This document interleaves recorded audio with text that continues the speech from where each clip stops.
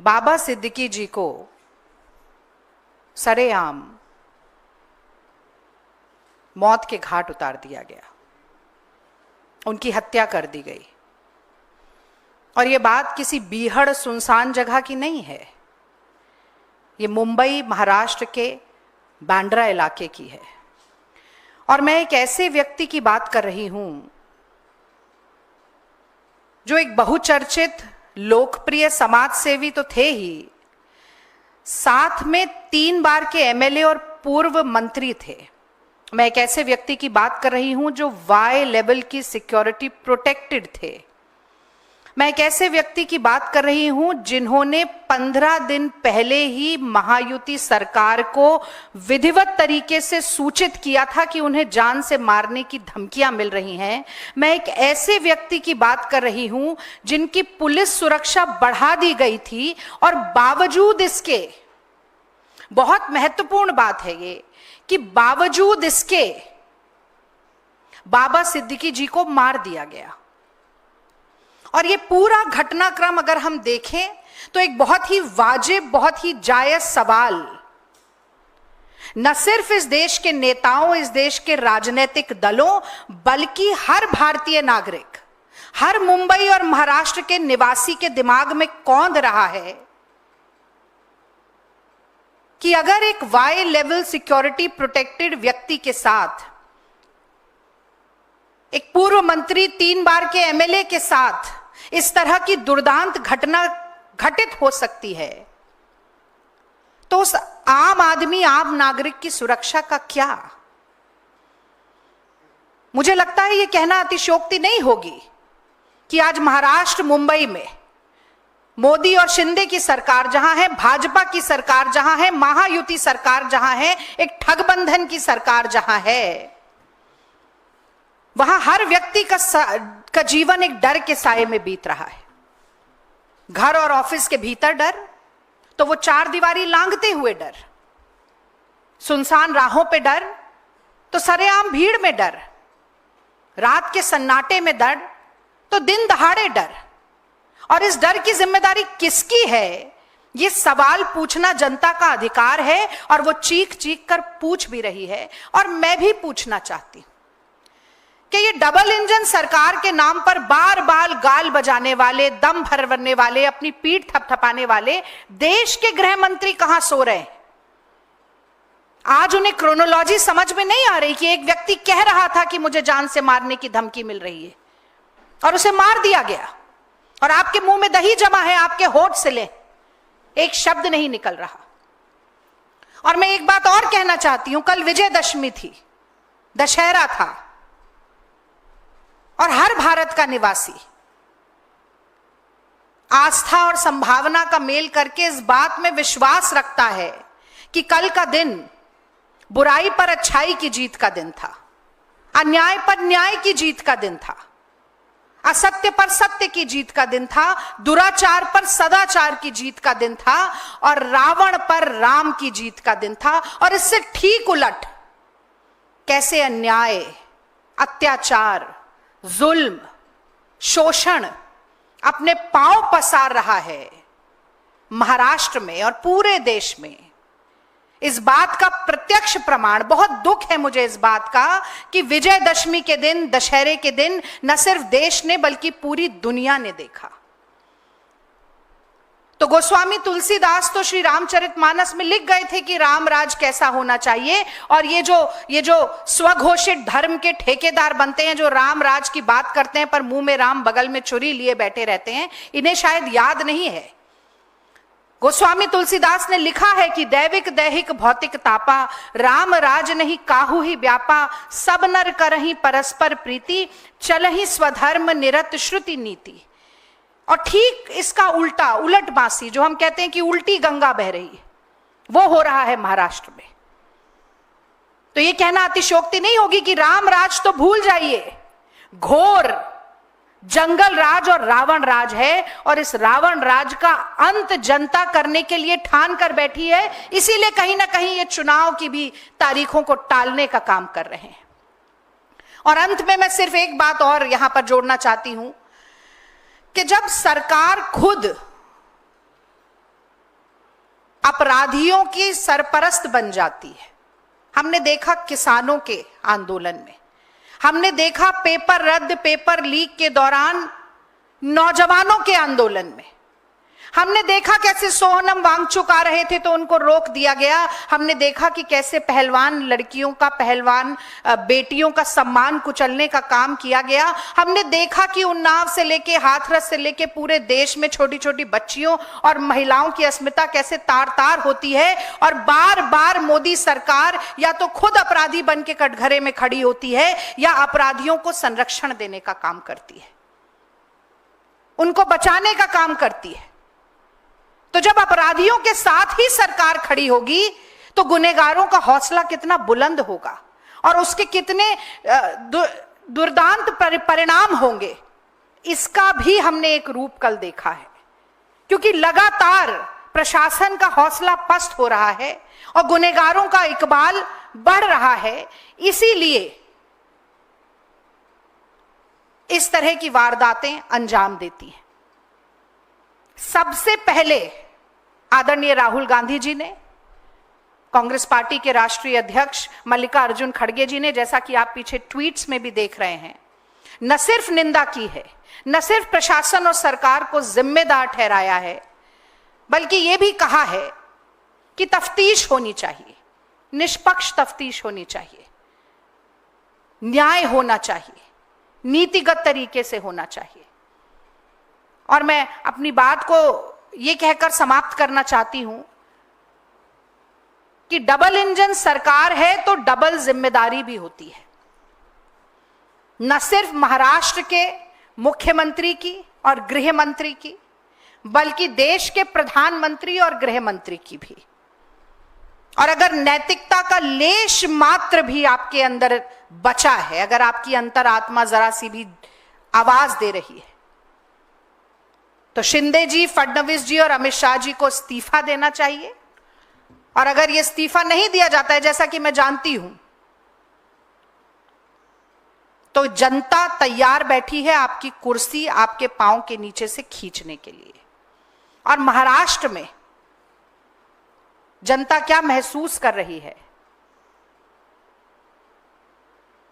महाआघाड़ी इस बारे में क्या सोचती है, कांग्रेस पार्टी क्या सोचती है, इसके बारे में आप के समक्ष अपना वक्तव्य रखने के लिए माइनॉरिटी कमेटी के चेयरपर्सन और महाराष्ट्र से राज्यसभा सांसद इमरान प्रतापगढ़ी जी यहाँ मौजूद हैं और आप सभी के समक्ष अपने विचार रखेंगे। अब मैं माइक उन्हें सौंपती हूँ।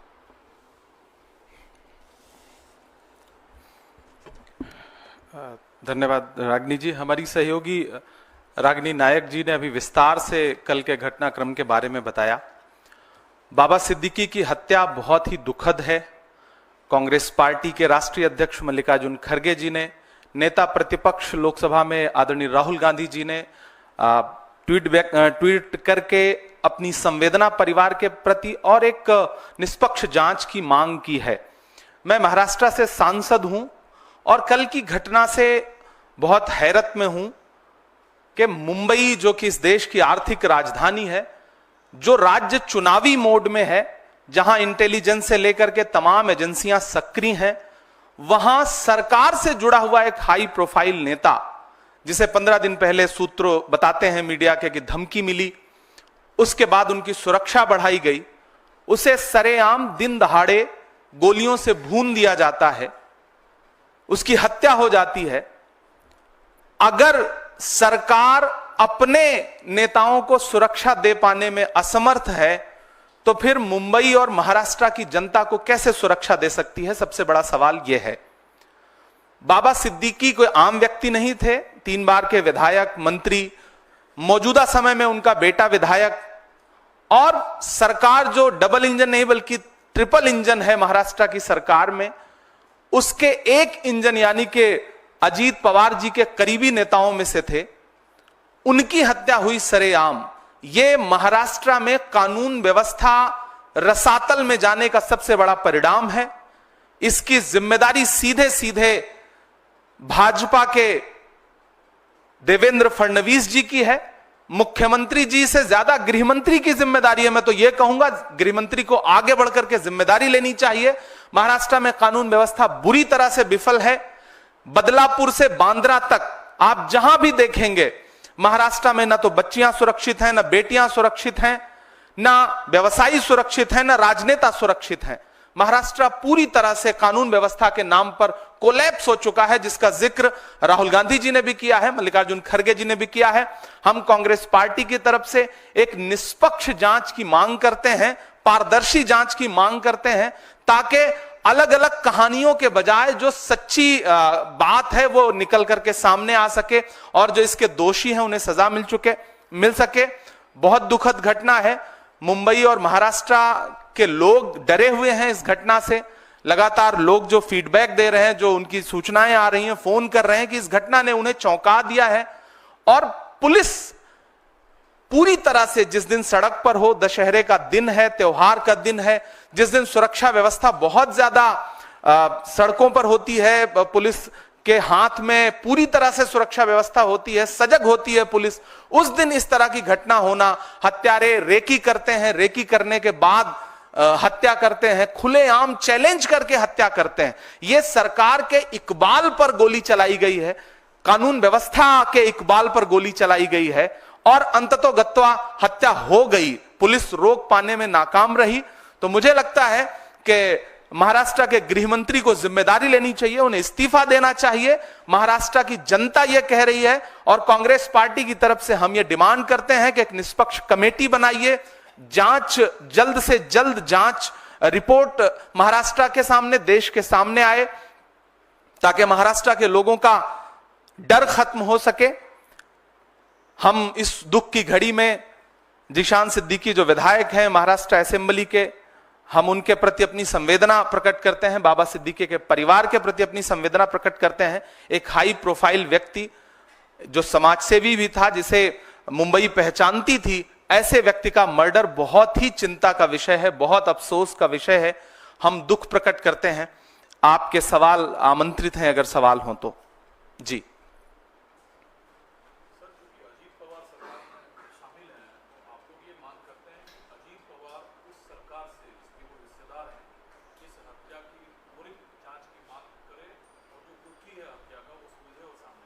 नहीं, सिर्फ अजीत पवार जी को तो मांग करनी ही चाहिए, वो उनकी पार्टी के एक इंपॉर्टेंट नेता थे, लेकिन देश का हर विपक्षी दल मांग कर रहा है कि डबल इंजन, ट्रिपल इंजन की सरकार कर क्या रही है। सबसे पहला तो हम अजीत पवार जी पे से प्रश्न ना पूछ के हम देवेंद्र फडणवीस जी से सवाल पूछे ना, हम शिंदे जी से सवाल पूछे ना कि उनकी पुलिस क्या कर रही है, उनका प्रशासन क्या कर रहा है। हम सवाल को घुमाते क्यों है?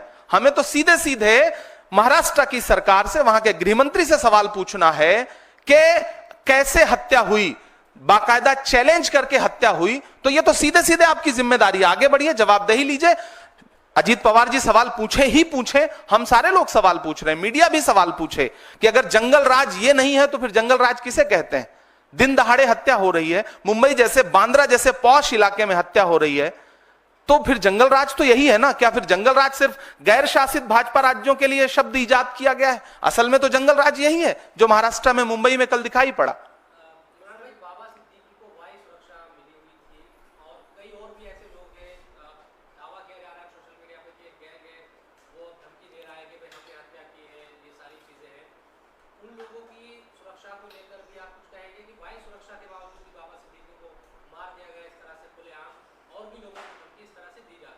नहीं, सबसे पहले तो मुंबई के आम जनता, मुंबई कर जो है, उनकी सुरक्षा की चिंता है इस घटना के बाद, कि जब इतना हाई प्रोफाइल नेता चैलेंज करके मार दिया जाता है तो आम आदमी का वहां पे क्या हश्र होगा, आम मुंबई कर क्या सोच रहा होगा, उसकी सुरक्षा कैसे करेगी महाराष्ट्र की सरकार। पुणे गैंगरेप हो, बदलापुर की घटना हो, या फिर थाने के अंदर घुस करके गोलीबारी करना हो, या फिर लाइव फेसबुक पर गोली मारना हो, महाराष्ट्र में ये घटनाएं हुई है पिछले कुछ महीने में। तो आम जो जनता है, मुंबई कर है, जो महाराष्ट्र के आम लोग हैं, उनकी सुरक्षा सबसे बड़ा चिंता का विषय है। दूसरी महत्वपूर्ण बात यह कि सोशल मीडिया पे कौन क्या जिम्मेदारी ले रहा है। मुझे तो लगता है कि गृहमंत्री को जिम्मेदारी लेनी चाहिए, उन्हें आगे आकर के इस हत्या पर खुद अपने कदम पीछे ला करके कहना चाहिए कि जवाबदेही मेरी बनती है, मैं इस्तीफे की पेशकश करता हूं, क्योंकि मैं महाराष्ट्र के लोगों को सुरक्षा देने में असफल रहा हूं, सच्चाई तो यह है। बाकी उसकी भी पुष्टि करना, जो सोशल मीडिया पे पोस्ट तैर रही है, उसकी पुष्टि करने का काम भी तो महाराष्ट्र प्रशासन का ही है, मुंबई प्रशासन का है। प्रशासन क्या कर रहा है, सबसे बड़ा सवाल यह है।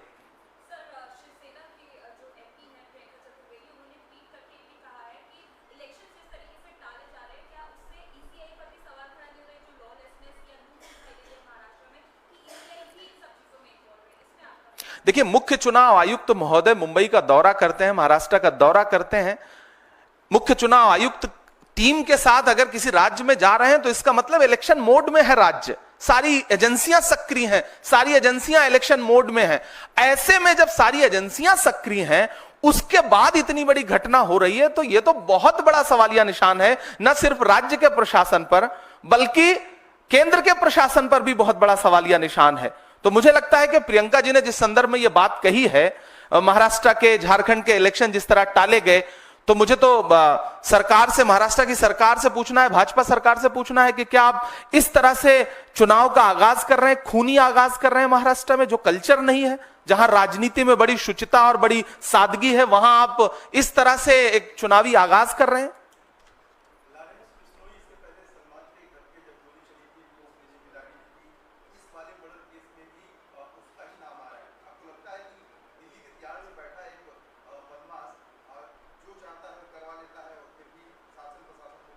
मुझे लगता है कि देश के गृह मंत्री से सवाल पूछा जाना चाहिए, अमित शाह जी से यह सवाल पूछा जाना चाहिए, महाराष्ट्र के गृह मंत्री से यह सवाल पूछा जाना चाहिए कि अगर कोई इस तरह से आगे आके जिम्मेदारी लेना है जिसकी सत्यता अभी तक सामने नहीं आई है, घरों की राख फिर देखेंगे, पहले देखना यह है घरों को फूंक देने का इशारा कौन करता है। तो इसके पीछे असली कहानी क्या है, वो देश के सामने तब आए जब जांच एजेंसियां एक कमेटी बना करके निष्पक्ष जांच रिपोर्ट देश के सामने रखें, तब मुझे लगता है कि ज्यादा बेहतर जांच और पारदर्शिता सामने आ सकेगी। अभी तो सबसे बड़ा सवाल, अगर कोई जिम्मेदारी ले रहा है तो सबसे बड़ा सवाल देश के गृह मंत्री का है कि किसी बाहर बैठ के, किसी दूसरे राज्य की जेल में बैठ के कोई इतनी बड़ी घटना अंजाम दे रहा है, तो गृह मंत्री से सवाल है, दोनों गृह मंत्रियों की जवाबदेही है।